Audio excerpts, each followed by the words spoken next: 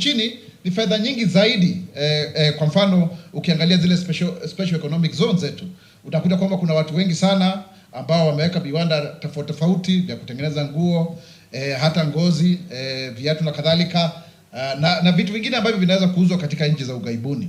Wakenya ambao tumeweza kuwasaidia kuweza kupata kazi, ajira kule nchi za kigeni ni watu 1243, jambo ambalo ni nzuri zaidi, kwa sababu wao wanaweza kutupatia pesa nzuri kabisa na kuongezea idadi ya Wakenya ambao kule nchi ya nje pale, na kumradhi, kuwa zaidi ya milioni 3, na wanatupatia kipato cha zaidi ya dola bilioni 4 ambayo ni shilingi bilioni zaidi ya bilioni 590.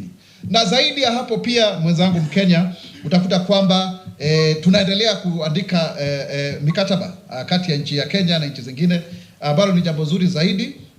Na unaona hata vile ambavyo Wakenya wamekwenda mpaka Marekani wanachaguliwa, kama huyu mwenzetu Hulda Momanyi ambaye sasa ni mbunge katika kule Minnesota. Ni jambo ambalo ni nzuri zaidi, kwa sababu inaonyesha kuwa Wakenya wanaweza kujiinua na kuwa watu ambao ni wakusifika, watu ambao ni wakufanya kazi vizuri. Hata zile call center ambazo tuko nazo hapa Kenya, ingawa inasemekana kwamba tunazungumza hata Kiingereza kizuri zaidi kuliko watu wengine, hilo ni jambo ambalo ni nzuri zaidi. Ukiangalia masuala ya ukulima, jambo ambalo nafikiri tunafaa kusema asante kwa serikali hii, kwamba sasa hivi tunanunua maziwa kutoka shilingi 37 mpaka shilingi 49.50 kwa lita moja ya maziwa. Jambo ambalo lenyewe ambalo tuliweza kuahidi kama Wakenya, kwa Wakenya kama serikali, na pia tukahakikisha kwamba tumeongeza uzalishaji wa maziwa kwa kiasi kikubwa, kwa sababu kutoka lita bilioni 4.6 mpaka lita bilioni 5.2 zaidi. Na hata hili jambo zima tu la kusema kwamba tuweze kupiga chanjo mifugo yetu ili kuweza kuhakikisha kwamba kuna afya, mifugo yetu ina afya. Utakuta kwamba ngozi ina faida zaidi hata kuliko ile nyama, na kwa hivyo tuna bima ya mifugo yetu ambayo tumeweza kuweka rasmi na mpango wetu na Benki Kuu ya Ulimwengu, ndiposa tuweze kuhakikisha kwamba tuna soko nzuri ambalo linasaidia watu ambao wanafanya ukulima wa mifugo. Na hilo jambo limepigwa propaganda sana na watu wengine wengi sana, lakini tunataka kusisitizia kwamba tunawarai wa Kenya waweze kukubali kuingia katika mpango huu, ili kwamba mifugo yetu iweze kuwa ni ya bei nafuu, kwa sababu sisi kama nchi ndio ambao tuko na mifugo kiasi cha Kenya ndio ya 3 katika mifugo katika bara la Afrika, hakuna nchi nyingine, ni nchi mbili tu ambazo zina mifugo mingi kuliko Kenya. Na sasa kwa hivyo tuna uwezo mkubwa sana wa kuhakikisha kwamba tunasaidiana ili tuweze kuwa na ile bima, tuweze kuwa na kipato cha juu cha maziwa, cha ngozi, kwa sababu kila mwaka tunatengeza viatu milioni 25 za watoto wetu kama wanarudi kule skuli. Na ukiangalia pia hata kama mambo haya ya sukari, sasa hivi tulikuwa na viwanda ambavyo vilikuwa vimezorota, tukaondoa yale madeni yote. Mkenya mwenzangu, kuna sasa viwanda zaidi ya 17 ambazo zinazalisha sukari, na pia viwanda vingine vipya 4 ambavyo vimeweza kuwekwa. Na hilo ni jambo zuri zaidi ndugu zangu, kwa sababu sasa hivi tuna zaidi ya tani 1089 za sukari ambazo zinaweza kuzalishwa hapa, na tunaweza kuuzia nchi zingine bila ya kununua sukari kutoka nchi zingine za kule mbali. Kwa hivyo ni jambo ambalo tunaona katika hususan upande wa kilimo tumeweza kupiga hatua sana. Saa hii watu hawazungumzi mambo sijui hakuna unga, hakuna nini. Hilo ni jambo ambalo tumeweza kulifanyia. Jambo pia tumeweza kuhakikisha kwamba katika ule mpango wetu wa G2G ambao ulipigwa sana na watu, kwamba sasa hivi tunaweza kununua mafuta. Tumepunguza bei ya mafuta kwa kiasi kikubwa zaidi, na pia kule kupatikana kwa mafuta ni jambo ambalo linafanyika kwa urahisi zaidi. Ni jambo ambalo linafanyika kwa urahisi, sio kama vile ambao wakati mwingine unapata leo kuna mafuta, kesho hakuna, sijui namna hii namna vile. Hilo jambo sasa limetupiliwa katika kaburi la sahau. Ukiangazia ikija kwa mfano mambo ya kuajiri watu hapa nchini, kwa sababu watu wengine wanauliza wakisema kwamba je, tunapeleka tu watu kule nje? La hasha. Hususan sasa hivi tumeweza kuadvertise watu waweze kupatiana maombi yao ya uajiri, walimu zaidi ya 8,000, na Kwa ujumla tumeweza kuajiri walimu zaidi ya 85,000. Hilo halijawahi kutendeka tangu uhuru. Hakuna serikali ambayo kwa miaka miwili hivi imeweza kuajiri zaidi ya walimu 85,000, ikikumbukwa kwamba nakisi ni ya walimu 116,000. Kwa hivyo tuko mbioni kuhakikisha kwamba tumeweza kukidhi hiyo nakisi na kuhakikisha kwamba walimu wetu wanaweza kuwasomesha watoto wetu. Kuna walimu ambao wamesajiliwa humu nchini 805, wale ambao serikali sasa hivi imeweza kuajiri pasi kujumuisha hawa 8,000 ni walimu 410. Kwa hivyo na wengine 1,100 wameweza kuajiriwa na mashule ya kibinafsi. Kwa hivyo kuna walimu zaidi ya 300 ambao pia hawajaweza kuajiriwa, lakini pia wengine tuna mpango wa kuwapeleka nchi zingine waweza kufanya kazi kama kule Canada, kama kule Uingereza na kadhalika, ndiposa pia hata wao waweze kusaidiana na watu kule. Na kwa hiyo hilo ni jambo zuri zaidi kabisa, na hata ukiangalia mambo ya madarasa haya ya JSS tayari tumeweza kujenga. Kuna madarasa zaidi ya 16,000 na kuna yale ambayo yako tayari, kuna yale bado yanaendelea kujengwa, kuna yale 5,000 ambayo yatajengwa kupitia mpango wa CDF. Lakini jambo lipo kwamba tuko katika pika za kuhakikisha kwamba ikifika Januari na ni kama siku kadhaa zinazokuja kwamba hatutakuwa na shida kubwa vile ambavyo wengine walikuwa wanatarajia. Kwa hiyo ni jambo zuri tu tumeweza kupiga msasa. Tuna mambo kama haya ya ufadhili wa vyuo vikuu ambao pengine ameleta kasheshe kutokana na vile ambavyo koti iliweza kuamua, lakini sisi kama serikali tunasema kwamba tumeweka zaidi ya kitita cha bilioni 43 kwa miaka miwili mtawalia kuhakikisha kwamba vyuo vyetu vinaweza kujisimamia kwa njia ambayo inayofaa. Kuna wale wakosoaji wetu wanasema pengine bei imekwenda juu, lakini ni kwa sababu kwa muda mrefu sana hakukuwa kumefanywa takwimu za kutosha na makadirio ya kutosha kwamba je, mfumo huu mzima wa elimu ya juu unaweza kugharimu pesa ngapi kutokana na ile shahada ambayo mtu anaweza kuisomea, idadi ya wanafunzi, na pia kumekuwa na ongezeko kubwa sana la vyuo vikuu ambalo lazima tuweze kukidhi mahitaji hayo. Sio kama hapo awali ambapo tulikuwa tuna pengine vyuo vikuu 6-7 vya umma, sasa hivi viko vingi na pia hata vya kibinafsi. Pia ukiangalia katika mfumo wetu wote wa SHA ama taifa ukipenda, ni jambo ambalo limekuwa ni kizungumkuti kidogo, na tunakubali kwamba kumekuwa na pengine mwamko ambao tukuwa na mwanzo mzuri, kwa sababu kulikuwa na wakati ambapo tumeweza kuwa kotini kwa muda mrefu, lakini nashukuru kwamba tumeweza kulipa fedha nyingi zaidi ya bilioni 8.7 ikiwa ni madeni yale ya NHIF, na pia tumeweza kuwasajili Wakenya zaidi ya milioni 16.5.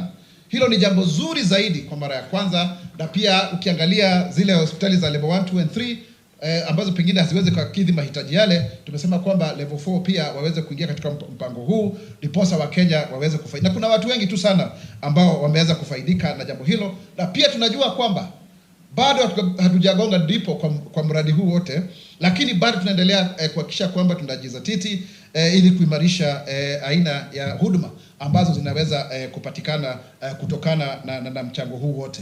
Pia ukiangalia mambo ya Hustler Fund, tayari Wakenya wenzangu tumeweza kupatiana zaidi ya bilioni 60 na Wakenya zaidi ya milioni 24 wameweza kufaidika kutokana na mpango huu. Na pia ukumbuke kwamba Mheshimiwa Rais aliweza kuongeza siku zile ambazo lazima ulipe, na pia hata ile limit. Hilo ni jambo zuri zaidi, ndio Wakenya waweze kufaidika na hii mpango wote ambao tunaita kwa kimombo financial inclusion, kwamba kujumuisha na kuhamasisha Wakenya waweze kufaidika kutokana na mpango huu. Hakujawahi kuwa na mpango kama huu, na Hustler Fund sasa inaondokea kwa kama ni benki ya umma ya mwananchi ya hustler ya yule kule chini. Kwa hiyo hilo ni jambo ambalo nafikiri tunaona kwamba ni jambo limeendelea zaidi. Ukiangazia wale watu ambao pia wamefaidika kutokana na mpango wetu wa kidijitali, zaidi ya Wakenya 182 wameweza kupata kazi ama ajira kutokana na mpango huu.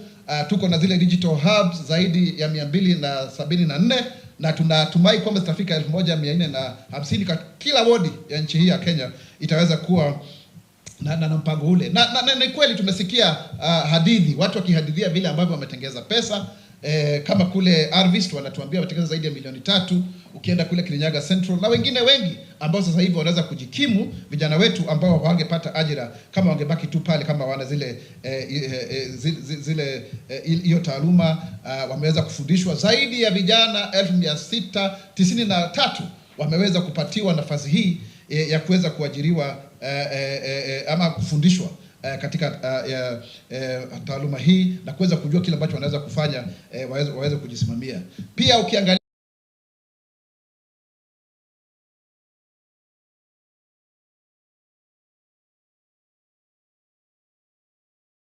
kuwa watu ambao ndio wanaongoza kama nchi katika mchakato mzima wa tabia nchi na haki ya tabia nchi, climate change ukipenda, ndiposa watu waone kwamba Kenya ndio inaongoza. Unakumbuka tulikuwa na kongamano kubwa sana hapa, na pia kulikuwa na mkutano hivi karibuni, lakini Kenya ndio inaongoza mambo kama yale. Ukiangalia pia tuna mwenzetu Mheshimiwa Raila Odinga ambaye tunatumai kwamba ikifika mwezi wa Februari ataweza kuchaguliwa kama mwenyekiti wa Umoja wa Afrika, ile kamati ya Umoja wa Afrika, ili aweze kuendesha, na tuna matumaini makubwa sana kwamba hilo jambo litaweza kutendeka ili tuendelee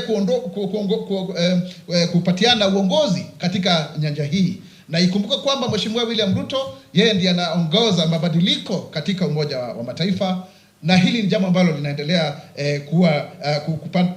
kupata kasi vile ambavyo tunavyokwenda. Pia zaidi ya hapo, tumepeleka jeshi la polisi kule Haiti na wanaendelea kulinda usalama. Kenya inajulikana kwa vile ambavyo imeweza kusaidia ulinzi wa nchi zingine tofauti kama kule Namibia, kama huku Kongo, kama Somalia na kwingineko. Kwa hivyo tunaendelea hata fauka ya kwamba tuna changamoto zetu za hapa nyumbani. Sisi tuko tayari katika mpango ambao uko sawa kabisa, na tunaendelea pia kupigana na mambo ya hizi pombe haramu ambazo zipo na haziegemei upande wote. Hakuna maeneo yanasemekana ni upande huu ama upande ule mwingine. Lazima tuhakikishe kwamba maisha ya Wakenya wetu vijana kwamba yapo salama. Hatutaki mambo ya ulanguzi wa madawa na mihadharati na kadhalika, kwa sababu tunataka kuwa na vijana wetu ambao wako na hali ya afya ambayo ni nzuri, ambao wana nguvu, watanashati, ambao wanaweza kuchangia katika maendeleo ya nchi yetu ya Kenya. Kwa hivyo tumepiga hatua nyingi zaidi, ndugu zangu wa Kenya wenzangu. Ukiangalia kama ni mambo ya nyumba, enda pale Mukuru uangalie hizo nyumba, utafikiri huko kule Marekani, New York, ama kule Uchina. Nyumba nyingi tu zaidi, maelfu, zaidi ya nyumba 14, na tayari nyumba 4,888 zipo tayari kuweza kununuliwa na Wakenya. Zaidi ya Wakenya 1547 wameweza kujisajili katika mfumo wa boma yangu, na tuna zaidi ya nyumba 1124 ambazo zinajengwa katika viwango tofauti vya kumaliziwa. Na tangu hapo utakuta kwamba zaidi ya kazi 1200 zimeweza kubuniwa kutokana na mradi huu wote, na tutahakikisha kwamba kila eneo bunge lina mradi wa ujenzi wa nyumba, kwa sababu tunatumai kuhakikisha kwamba tumejenga zaidi ya nyumba milioni 1 katika miaka hii mitano. Kwa hivyo zaidi ya milioni wa Kenya zaidi milioni 5 wataweza kusheheniwa pale, na ili tuweze kupunguza hata riba ya mikopo ya nyumba ambayo imekuwa inaenda kwa njia ya hali ya juu kabisa, kwa sababu soko huria inaweza tu kuweza kutupatia nyumba 50,000. Kwa hivyo Wakenya, hilo ni jambo ambalo tunafaa kuangazia. Hata Rais wa Rwanda Paul Kagame amesifia sana mradi huu wa nyumba hizi za bei nafuu ambazo zinaongozwa kabisa na serikali. Kwa hivyo mimi nashukuru na nataka kusema kwamba tujivunie kuwa Wakenya, tusianze kuona kama kwamba mambo yanazorota. Kama kuna shida yoyote, sisi kama serikali tuko tayari kuibadilisha na kuhakikisha kwamba Wakenya wote wanafaidi kutokana na uongozi wa serikali hii ya awamu ya 5 ikiongozwa na Mheshimiwa William Samoei Arap Ruto. Na Wakenya wasikose kuzungumza wakati wanaona pengine mambo hayaendi vizuri, lakini kwa heshima na kwa taadhima, na kuhakikisha kwamba hakuna kule utomvu wa nidhamu na pengine kuwakosea wengine heshima na haki za kibinadamu kwa sababu ya mambo yale. Kwa sababu ukiangalia zaidi, sisi tuna nchi nzuri, tuna nchi ambayo inaweza kusonga mbele, iwe ndiyo ya kwanza katika bara la Afrika ikiwemo mambo ya kiuchumi, ukuzi wa kiuchumi na kadhalika. Kwa hivyo tunashukuru, na mwaka huu umekuwa mwaka ambao pia umekuwa na mambo mengine magumu. Ikumbuke kwamba tulianza na mambo ya El Nino, kulikuwa na mvua mkubwa zaidi hapa, kukaja mambo ya mafuriko, tukawa na hata mambo ya ule moto wa kule Bakazi, na tunashukuru sana kwa sababu ofisi yangu ilimpendekeza Victor kijana moja pale ambaye aliweza kuokoa vijana zaidi ya 10 na akapatiwa HSC na Mheshimiwa Rais. Tunashukuru, na wengineo ambao wamejitolea sana, hata wale ambao walikuwa ule upande wa Nendarasha tulikuwa na hiyo, kulikuwa na hii mambo ya protest ya vijana ambayo inajulikana kama Gen Z. Tulikuwa hata na mambo mengi tu ambayo yametendeka, msukasuko kila mara baada ya muda, lakini tunasema kwamba mwaka unapokuja kuisha, mambo yametendeka mazuri kabisa. Tunaona kwamba tuna mwanya mkubwa kabisa mwaka wa 2025 kuwa ni mwaka ambao utakuwa heri na fanaka. Changamoto zipo na zitaendelea kuweko, lakini tukiungana katika umoja na utaifa na uzalendo, tutaweza kusonga mbele kama nchi. Tukiungana, tukiwa na ile ari na motisha ya kujenga nchi hii, pasi kuzingatia makabila yetu, pasi kuzingatia mirengo yetu ya kisiasa, pasi kuzingatia jinsia na mambo kama yale mengine, tutaweza kusonga mbele. Tusigawanyike katika misingi ya kidini, kwa sababu hii nchi itakaposimama na kuwa iko zaidi ya vile ambavyo ipo sasa hivi, kila mtu ataweza kufaidi, kwa sababu Kenya ni nchi ambayo itasonga mbele kwa kuchangiwa kwa kila mmoja wetu akishika kama mshikadau wa nyanja hii na ile nyingine, kwa sababu hakuna mtu yoyote ambaye anaweza kujenga hii Kenya peke yake, sio serikali hata kidogo. Kidole kimoja hakiui chawa. Kwa hivyo kwa umoja tunaweza kusonga mbele. Kenya itainuka, Kenya itasimama, Kenya itanawiri kwa umoja na uzalendo. Mimi ni Mkenya mzalendo. Je, wewe? Ladies and gentlemen, allow me to read for you the speech in English. As the year 20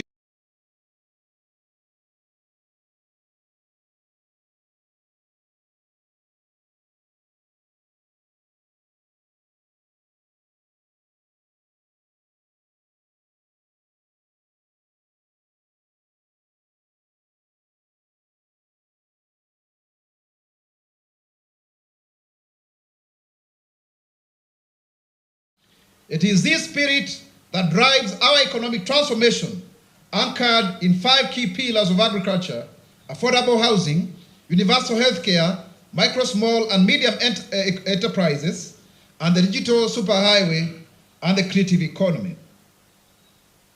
The Better Plan is not just a roadmap towards a better Kenya, but it is also a promise to uplift the millions of hustlers at the base of the economic pyramid.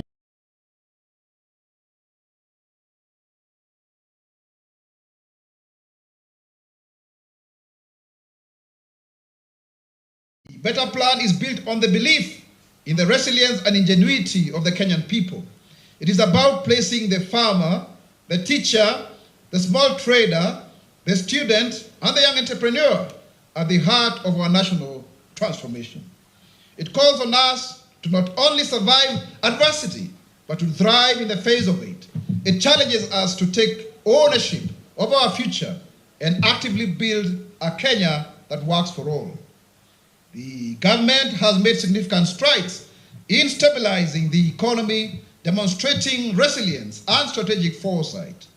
Through sound monetary policies, it has successfully stabilized the Kenyan shilling, bolstering investor confidence and ensuring macroeconomic stability amid challenging global economic conditions. Kenya has also honored international financial commitments, including the timely repayment of the Eurobond, reinforcing its credibility in global financial markets. In the tourism sector, the implementation of the Electronic Travel Authorization, ETA, has modernized entry processes, contributing to a substantial increase in tourism arrivals by about 1 million, from 1.48 million Kenyans in 2022 to 2.5 million, as at now this December. So you can see we have more income being generated by many Kenyans, many people who are visiting Kenya. And we are happy because we are trending. Even our country music is trending internationally. Our athletes are winning internationally. So Kenya really has a very great name out there, and we need to leverage on that. And His Excellency President William Ruto has really espoused very strong, robust foreign policy credentials. Looking at the new policy that was launched the other day on 2nd of December, that has got 8 pillars in terms of sports, blue economy, peace, economic, and other forms of diplomacy. That is very, very commendable. When it comes to agriculture, it remains the backbone of the Kenyan economy, and that's a key focus area of our agenda. The government's intentional subsidization of agriculture production over consumption has resulted into remarkable achievements in each of our 9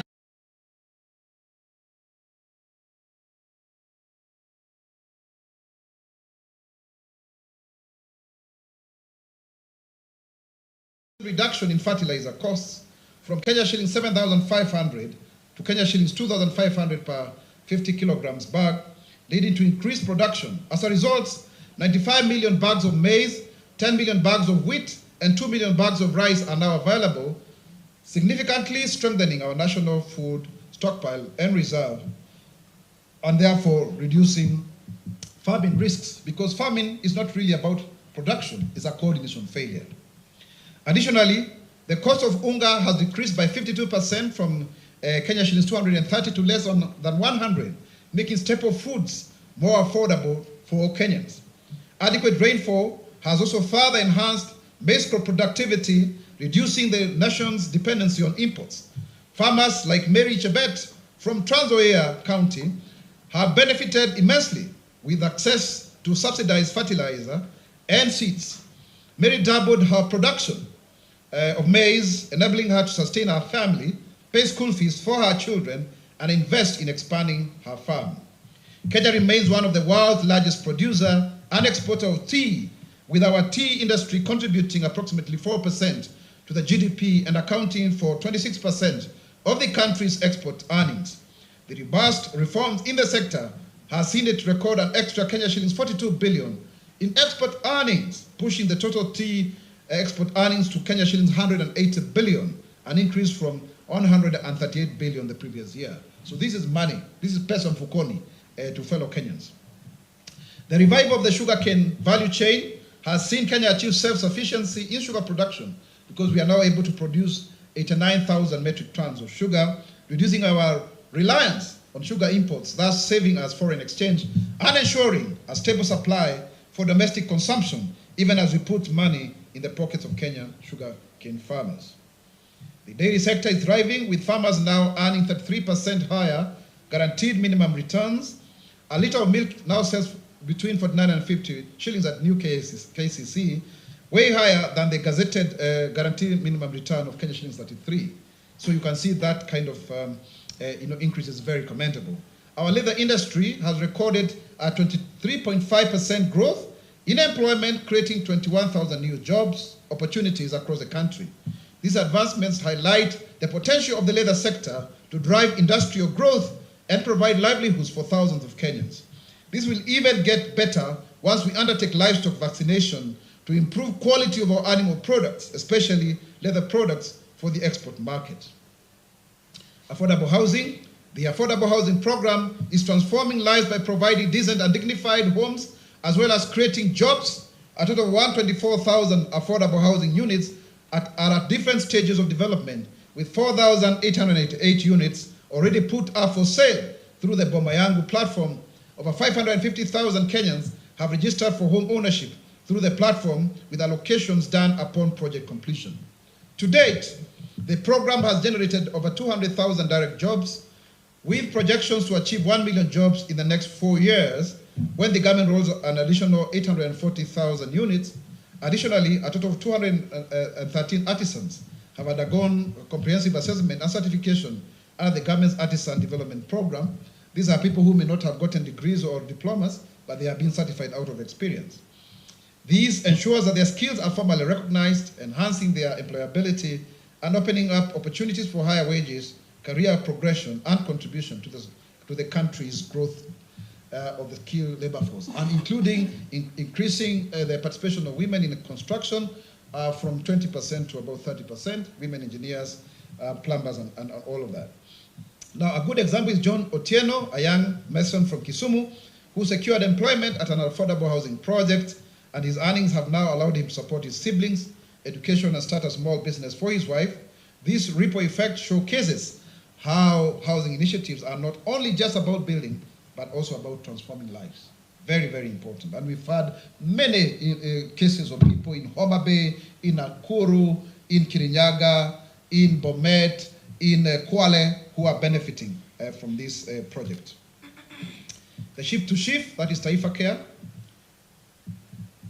The government reaffirms its commitment to delivering equitable and quality healthcare services to all citizens, guided by the right to health as guaranteed in the Kenya Constitution 2010. Community health promoters have been a cornerstone of our universal healthcare program, strengthening primary healthcare delivery across the counties. We have engaged 107,000 community health promoters, CHPs, to support our vision of a functional national healthcare system. These health champions have registered 7.8 million households with a target to reach 12.5 million households to champion promotive and preventive healthcare. They have screened 6.5 million Kenyans for diabetes, resulting in 126,000 individuals being referred to healthcare facilities for further assessment. This is very, very commendable. It has never happened before. Additionally, the CHPs have screened 4 million Kenyans for hypertension, with 318,000 referred for additional care, while they have also identified and referred 247,000 pregnant women to antenatal clinics for critical maternal health care services. So this is in the preventive space, and also promotive, because we need to move to that more before we end up with a gridlock and backlog in our healthcare system. The rollout of Taifa Care under the Social Health Authority is a historic initiative that aims at addressing and overcoming long-standing barriers to universal health care. In just 2 months, Taifa Care has registered over 16.5 million Kenyans under the Social Health Insurance Fund, including 5.6 million citizens transitioned from the National Health Insurance Fund, and registered 11 million Kenyans under the Social Health Insurance Fund. So you can see that breakdown.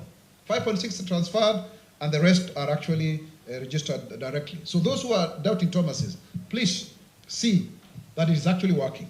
Today, Kenyans from all levels benefit from access to essential healthcare services for individuals who were previously underserved or excluded. Guided by the principle of healthcare for all, Taifa Care prioritizes equity, ensuring that no Kenyan is left behind. Coverage and benefits. Taifa Care provides coverage for critical care services, including ICU and HDU, admissions through a structured payment system based on facility type. Level 4 facilities, Kenya shillings 3,360 per day. Level 5 facility, Kenya shillings 3,920. And level 6 facility, Kenya shillings 4,480. Each household is eligible for up to 180 days of critical care services annually at empaneled facilities. So please, if you are a facility out there, you are yet to be empaneled, kindly register so that Kenyans can benefit. The Ministry of Health is establishing a committee in line with Regulations 4 of the Social Health Insurance Regulations to review tariffs and benefits, ensuring sustainability and responsiveness to healthcare needs. Take the case of Amina Hassan from Garissa County, who for the first time accessed life-saving surgery through Taifa Care without worrying about the cost. Her story is a reflection of the transformative impact of the program, which is ensuring timely and affordable healthcare for millions. To address the long-standing grievances of our healthcare professionals, the Ministry of Health and the Council of Governors has signed a collective bargaining agreement, CBA, that ensures in turn doctors will now receive a monthly salary of Kenya shillings 206,000, up from Kenya shillings 70,000. This agreement also includes the payment of basic salary arrears owed to medical interns. Let us turn now to MSMEs. The government has strategically focused on commercializing and industrializing agriculture to support the growth of MSMEs, which employs over 80% of Kenyans, both directly and indirectly, and the manufacturing sector, so that we ensure that we have jobs that are sustainable, clean jobs, green jobs. This comprehensive approach has created a fertile environment for innovation and entrepreneurship. In 2023, Kenya emerged as a leading startup hub, attracting a remarkable $800 million in startup funding. According to the Africa Investment Report and the Africa Big Ideas Report, the Bloomberg report, Kenya ranked #1 in Africa, surpassing Egypt and South Africa. Manufacturing. Key initiatives include mobilizing investment for county aggregation and industrial parks and promoting export orientation production. Special economic zones and export processing zones have attracted huge investments, bolstering manufacturing and exports while creating thousands of job opportunities nationwide. As of January 2023, there were 23 SEZ licensed enterprises, and at the close of 2024, we have now 50 new ones, bringing the total number of these SEZ licensed enterprises to 73. 50 new companies have actually come on board. That's quite commendable, including one that is going to manufacture 300 ambulances in Naivasha from Norway. Similarly, this number of EPZ licensed enterprises rose from 148 in January to 178 in December 2024. Very, very innovative ideas. There is even a biotech company, BioSawa, which is going to be manufacturing breast cancer medicine in this country. We remember very well in our better plan, pharmaceutical manufacturing was identified as a key aspect in terms of our industrial growth. This expansion has resulted in the creation of 14,000 real jobs, with an additional 56,000 jobs expected in the new year. Flagship projects in counties such as Busia, Kirinyaga, Murang'a, Eldoret, Kwale, and Nakuru are set to generate another 30,000 jobs. Ladies and gentlemen, fellow Kenyans, over the past 2 years, Dongo Kundu has seen significant progress and has been operationalized with over 80 investors in the pipeline. The Naivasha Special Economic Zone has also become operational, successfully attracting over 20 investors who are ready to take advantage of the opportunity offers, including the car bazaar, as you may know. The development of Dongo Kundu and Naivasha's SEZs is projected to create 26,000 more jobs, enhancing wealth creation and economic opportunities for Kenyans. These zones are great for facilitating private sector investments and strengthening county and public sector operations within the special economic zones, while laying a solid foundation for sustainable economic growth. Under the leadership of His Excellency President William Ruto, Kenya's investment barometer has shown remarkable progress. According to the Central Bank of Kenya, credit to the private sector has actually increased by 100 billion. So the sector is actually growing. People are borrowing, other than what the naysayers are saying. From the previous 380 billion to now 480 billion. In terms of industrial finance, more than $120 million have been mobilized, with $40 million for de-risking livestock, $40 million for de-risking SMEs, and $40 million for de-risking green opportunities. So this is very, very good money, in terms of investment. This substantial growth reflects the positive impact of strategic initiatives aimed at fostering a conducive environment for business and investment. On the Hustler Fund, this is a financial inclusion fund for MSMEs, for microloans. The Hustler Fund has disbursed over 60 billion in 2 years, liberating millions of Kenyans from predatory lenders, the Shylocks. This empowerment has also allowed entrepreneurs to scale up their businesses and to contribute to economic growth in terms of even formalizing their businesses, because most of our businesses, about 16 million of them, many of them are semi-formal. One such entrepreneur, James Mwangi, a boda operator from Nakuru, who used the Hustler Fund loan to repair his motorbike and eventually start a small fleet, is very happy because he now employs 3 other people who are as riders to demonstrate the growth that comes with this inclusion fund. To further support MSMEs, the introduction of the bridge loan offers large facilities with longer repayment periods, enabling Kenyans to pursue bigger opportunities for investment. On the digital superhighway and the creative economy, We are happy to report that more Kenyans are able now to access government services because there are 20,885 services under e-citizen, and that is really commendable. A neighboring country here, which I don't want to name, they only have 350 services. Now we have 20,855, and we have 274 digital hubs, and we are inching closer to the 1450 ones in every ward, to create job opportunities through the Ajira Digital and Jitume digital initiatives. The government has already been able to educate or to equip 693,000 Kenyans with ICT skills. And we have very many people who have been able to get money. As I said earlier, 3 million shillings that has been realized somewhere in Rift Valley. For example, in Muranga, Faith Njeri transitioned from Ajira digital training to a freelance career in graphic designs, earning a stable income and supporting her parents. The government has also established 1,360 Wi-Fi hotspots across 47 counties, providing free internet access and addressing the digital divide. These hotspots, located in strategic areas such as markets, have had a transformative impact on local economies. For instance, the hotspot in Githurai market has enabled traders to receive more orders online, significantly increasing their revenue. This access to reliable internet has also created opportunities for employment as traders expand their operations and has empowered the youth to run online shops, fostering digital entrepreneurship and boosting economic growth at the grassroots level.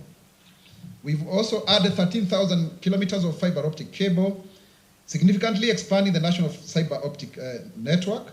This initiative has connected remote areas and ensured that over 74,000 public institutions, including schools, hospitals, and administrative offices, now have reliable internet access. This has enhanced connectivity in driving digital transformation, improving service delivery, and bridging the gap between urban and rural communities.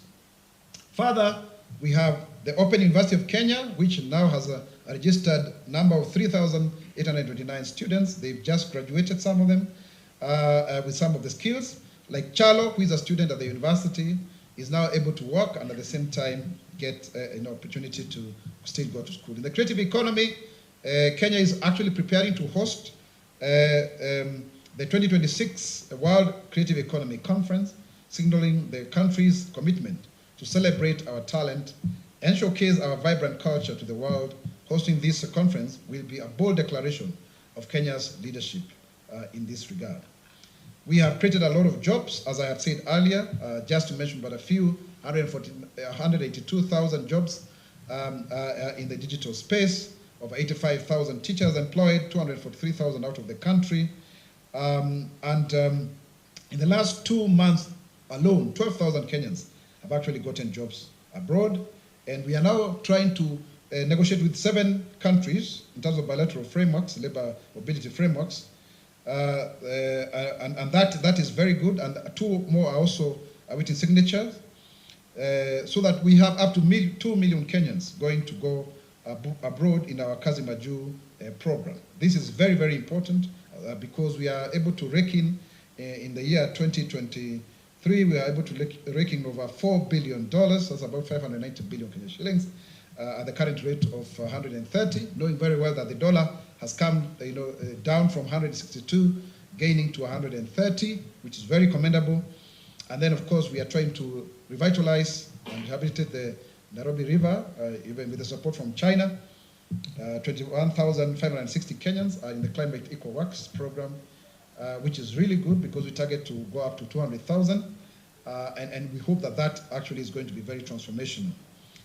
We are also happy to say, in terms of education, the first phase of 3,500 classrooms are now complete of the JSS, with the second phase of 7,500 at about 57% complete on average. The final phase of 5,000 classrooms is on track to be completed by December 2024, ensuring adequate space for CBC learners transitioning to grade 9. To manage the increased student numbers in grade 9, the Teacher Service Commission will recruit 20,000 intern teachers in January 2025. In addition, 56,000 teachers have been employed permanently, and ongoing training is in equipping teachers with the skills needed to implement the new grade 9 CBC curriculum. Additionally, over 8,000 teachers are being recruited currently to fill in those that have left the TSC due to natural attrition. In preparation for the transition to grade 9, the Ministry of Education has conducted pilot assessment to help teachers familiarize themselves with the new assessment categories. This ensures that teachers are readily able to effectively assess students under the CBC framework in the upcoming academic year. The government is fully prepared for the transition to grade 9 in January 2025 and has put in place all necessary measures that are required for the smooth transition. Looking ahead in 2025 and beyond, we as a country remain optimistic. The government is very confident that we can expect sustained efforts to build on all of the above achievements and more. Our focus will remain on enhancing productivity, fostering innovation, and ensuring inclusivity in all sectors. While challenges persist, including economic pressures and global uncertainties, the government is committed to navigating them with courage, determination, and ambition.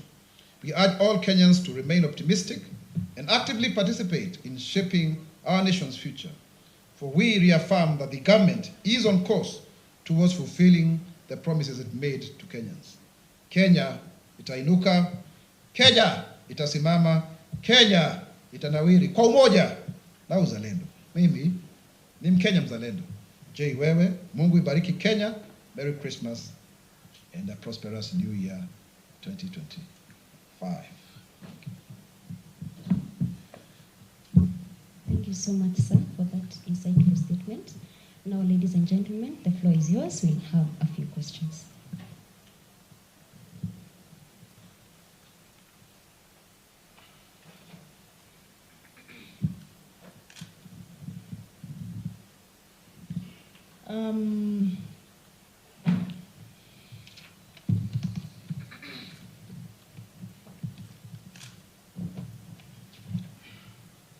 Yes, who goes first? Or there are no questions? So my name is Menza from KBC. Maybe you could also take this opportunity to clarify to Kenyans, because as you indicated in your speech or the address that you've just given us, you've spoken a lot on availability of, should I say, the inflation having gone down, as well as prices of commodities gone down. What we have seen right now as Kenyans travel to a country, there is a lot of hue and cry on the expenses, as well as a lack of the monies. So the questions that Kenyans are asking, where is this money? Where is the money that you keep telling Kenyans that inflation has gone down and the commodities, prices of commodities is also down? Watu hawafeel hiyo pesa mfukoni. From where you sit, what do you have to say about that? Then maybe you can also comment on the university model. The court recently declared it unconstitutional, but you have said that the program will continue. Is that what you mean, or what will the government do with regards to that? Yes, another question? My name is Ian Keitani from K24. Laying emphasis on what Menza's talked about. On one end, the government is saying the inflation rate has dropped, and that has led to a reduction in the cost of living and the cost of common commodities. Now, on the other hand, you're saying the government has as well created a lot of employment to the tune of a number that has not been witnessed before. Now, the CS for Treasury, John Badi, says the reason as to why Kenyans are not feeling the impact of the inflation rate dropping is because we've not created enough employment. So which is which? And finally, just a concern on keeping time, kindly.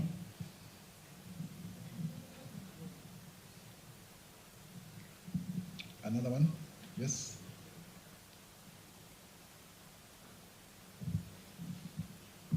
Thank you, sir. My name is Kariki from the People Daily. My question goes to the issue of grade 9, the transition that we're expecting come next year. I'd like to know if the Ministry of Education has given statistics or the progress of construction of classes for grade 9, where these children will be accommodated. If so, how many classes have been built? And how does the ministry intend to accommodate children who may be in popular schools? I'm saying this because you may find that some public schools that had about 3 or 4 streams in grade 8 are only building on maybe 2 or 1 class for grade 9. That may cause strain on the infrastructure in those schools. So probably if there is any arrangement of how to accommodate all this grade 8 transitioning to grade 9. The other issue is the release of national exams. I don't know if you have the dates. And if so, you can just tell us. And then the last one is the issue of cash transfer for people with disabilities. I don't know how that program is running. There's a concern that a Kenyan is raising. If you can tell us how to go about it, or if it's still running. Thank you.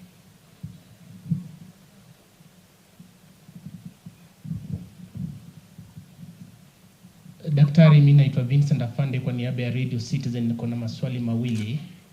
Swali la kwanza ni kuhusiana na ile statement ambayo alikuwa naibu wa rais Rigathi Gachagua. Ameisuta serikali yenu akisema kwamba mumerejesha ile pombe haramu haswa Mount Kenya kwa lengo kuu kuathiri vijana ili wasipate kura mwaka 2027. Hilo ni swali moja. La pili ni kuhusiana na kampeni za Mheshimiwa Raila. Wakenya wanafahamu kwamba serikali ya Kenya Kwanza ndio inaendesha kampeni hizo. Pengine tumetumia pesa ngapi za mlipa ushuru kwa niaba ya kufanya kampeni za Raila kupata kile kiti cha AUC? Asante sana daktari. Swali nyingine? Daktari, nina swali moja kwako leo na linahusiana na ukataji wa miti katika msitu wa Karura.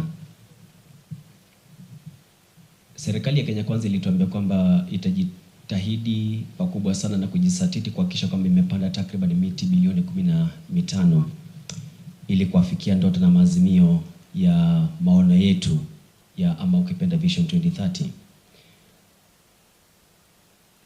Ule ukataji wa miti ambao tumeshuhudia katika msitu wa Karura, daktari, ni wa kutisha mno. Serikali ikatuambia kwamba wanaikata miti hiyo ambayo imekomaa ili wapande miti ambayo ina manufaa kwa Kenya. Mahakama ya Milimani juzi imesitisha ukataji wa miti, wakasema kwamba kesi hiyo itaisikizwa mnamo mwezi February actually. Na Wakenya wanauliza sasa hivi hapa nje kwamba serikali ya Kenya Kwanza inakata miti ili ipande au inapanda miti ili ikate. Hilo utatueleza. Mimi nimeachana na hilo. Kuna maswali ambayo Wakenya wanauliza kutoka, hawa ni wale ambao wanatazama moja kwa moja, wanauliza kutoka online. Na moja anasema, my first question is about the concern on the livestock vaccination. Kenyans are demanding for a public participation before the vaccination process begins. Has the government put in place preparations to engage the livestock keepers before vaccinating them? That is their question, number one. Number two, another question is, are they requesting we are requesting the government, if the vaccination is really too critical and must be given to their livestock, they say there are more than deadly diseases that are a problem to them managing and preventing.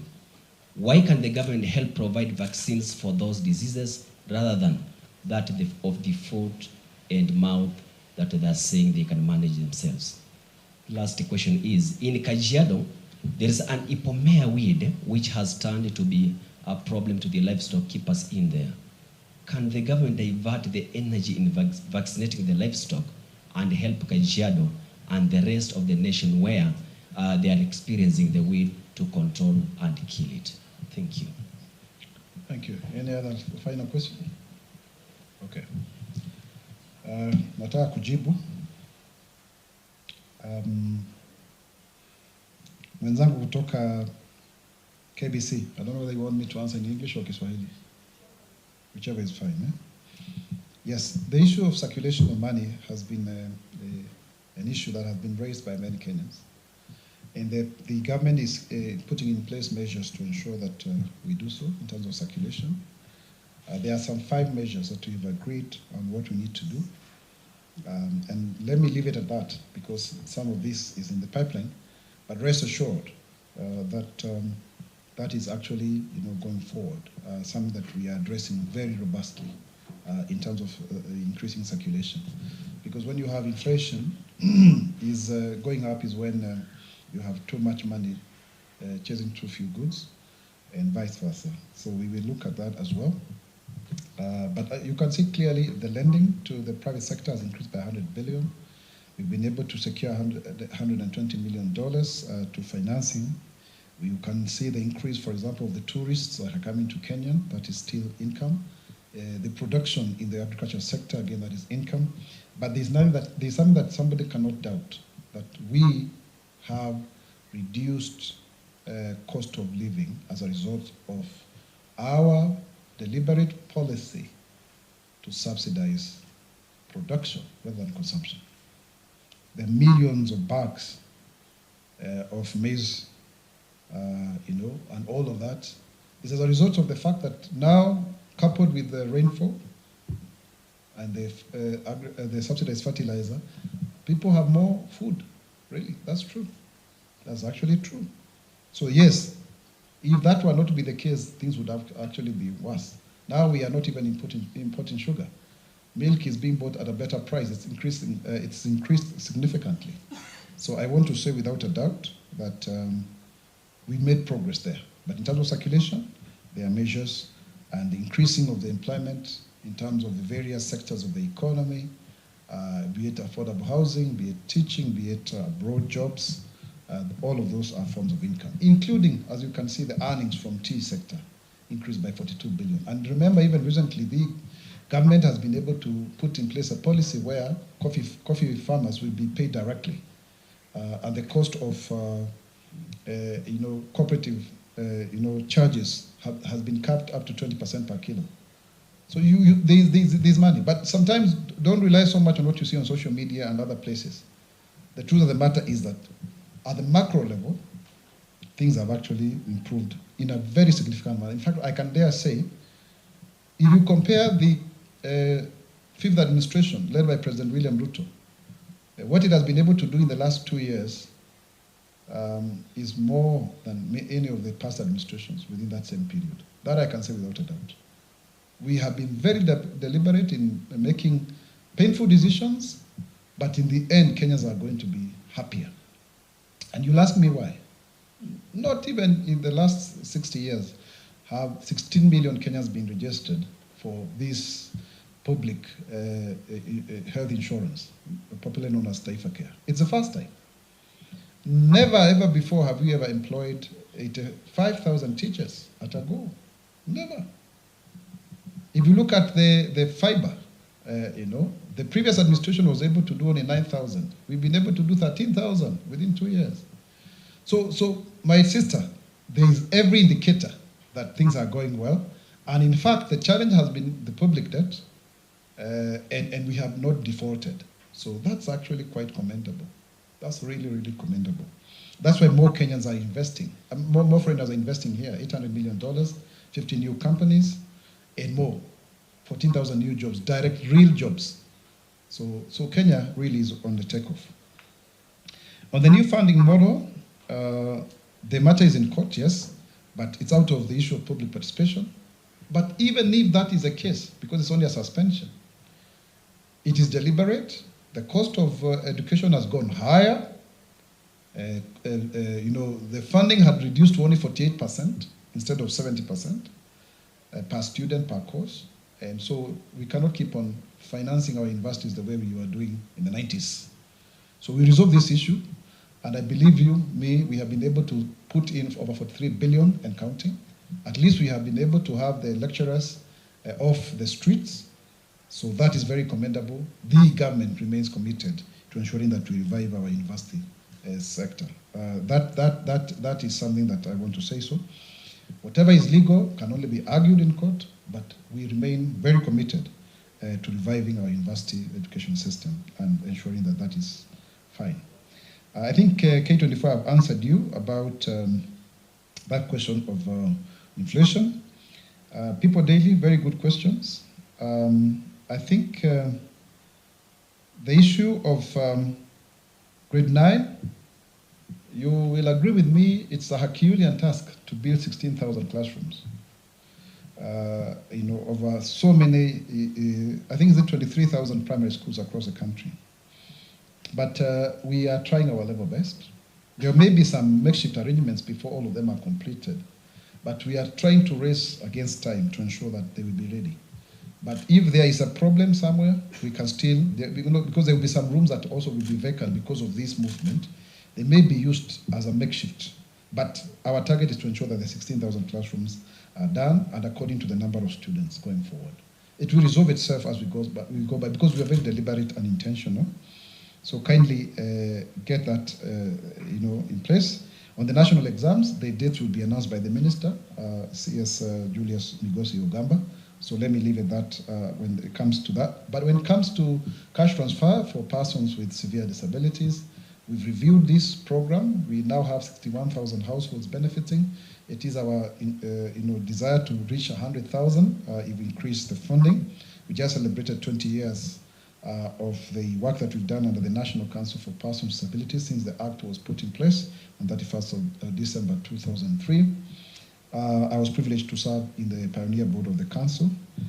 So it also, for me, marks 20 years since the public engagement, public service.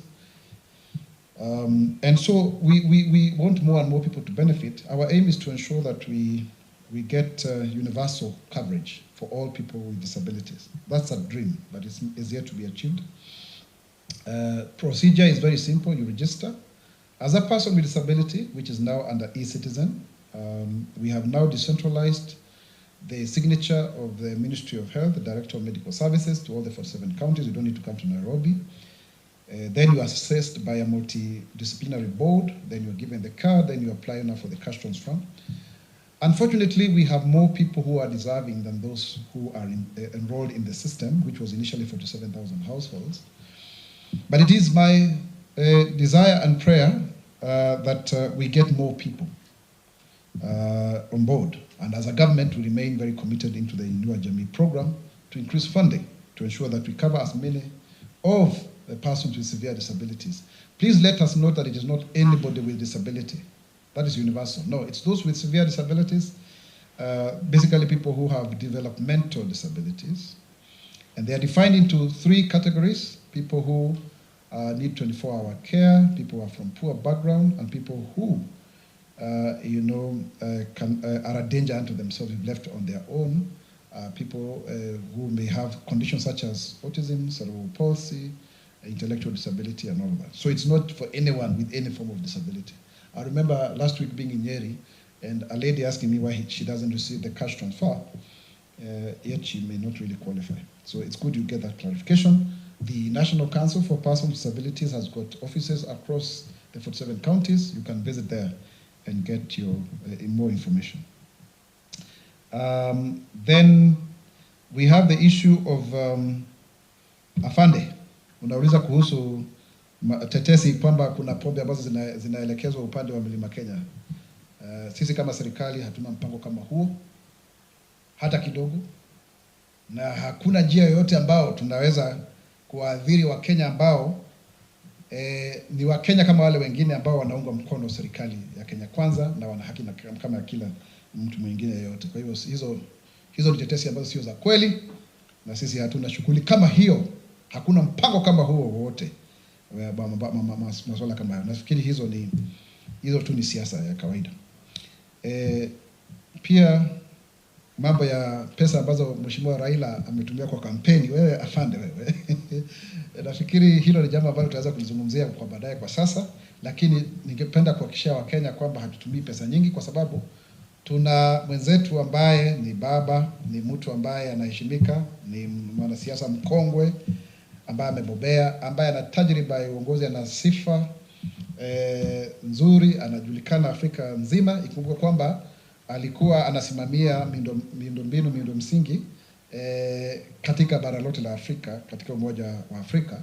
Kwa hiyo anajulikana sana. Nafikiri uliona vile ambavyo aliweza kujitetea katika ule mjadala ambao ulifanyika wiki iliyopita. Kwa hiyo hatuhitaji kutumia fedha nyingi kiasi cha haja ndiposa yeye mwenyewe aweze kuungwa mkono kuwa mwenyekiti wa kamati ya Umoja wa Afrika. Ronnie Reagan, I think that's a very interesting question. Because we have had this problem of Karura Forest. You know, some people have even gone to court about the expansion of Kiambu Road. Just let me say in a nutshell, without elaborating further, that action is being taken because it is totally unacceptable. That on one hand we could be, you know, getting more trees to be planted, but on the other, some people are also destroying what we are building. On the issue of livestock, I think you can do both. You can still be able to deal with that hazardous weed, but the benefits that accrue from livestock vaccination program are really, really, really beyond imagination. It is the first time that livestock is being focused on as a value chain by the government. It's never happened before. We have a livestock insurance policy that was passed by the cabinet. We even have compensated those that have been affected by the various calamities, and now we want to vaccinate all of them. So that is something that we are not going to let go. We want more Kenyans to be sensitized. That's why we are talking about it. There is a lot of misinformation and disinformation. Please, my fellow Kenyans, let us be positive about government programs. There is no sinister motive. It's just for healthy, production, an increase in production, just like the same way we have done with maize and sugar and milk. We want to ensure that we increase that yield going forward. So I think kwa haya mengi na marefu, asanteni sana. Mungu awabariki, muwe na Christmas njema. Tuonane mwakani Mungu akipenda.